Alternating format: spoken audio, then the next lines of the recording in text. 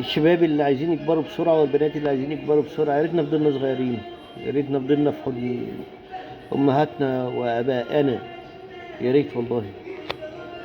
بدل ما كل ما بنكبر بنكتشف صعوبة العالم يعني، وكان عالمنا واسع واحنا صغيرين، لما كبرنا عالمنا ضيق.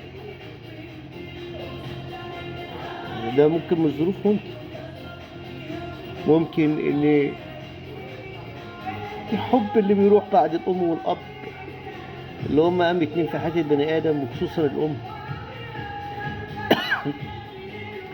ننصح بناتنا واولادنا، مفيش اهم من الام والاب.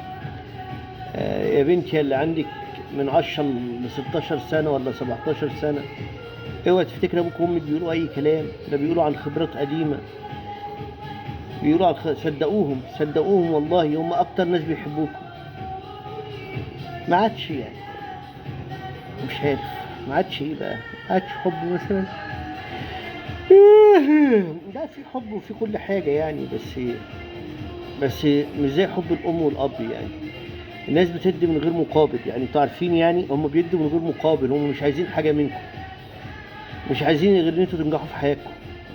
دي رسالة يعني لبناتنا وابنائنا يعني. هم مش عايزين غير ان انتوا تنجحوا، مش عايزين غير ان انتوا تبقوا كويسين. مهما بيصرفوا، مهما بيمنعوا نفسهم من الادوية ويمنعوا نفسهم من الاكل عشان خاطركم، هم مش عايزين حاجة منكم. انا اسف، احط شيء ده على بقي، ربنا كريم. مش عارف بقى مين بيسمعني. مع السلامة.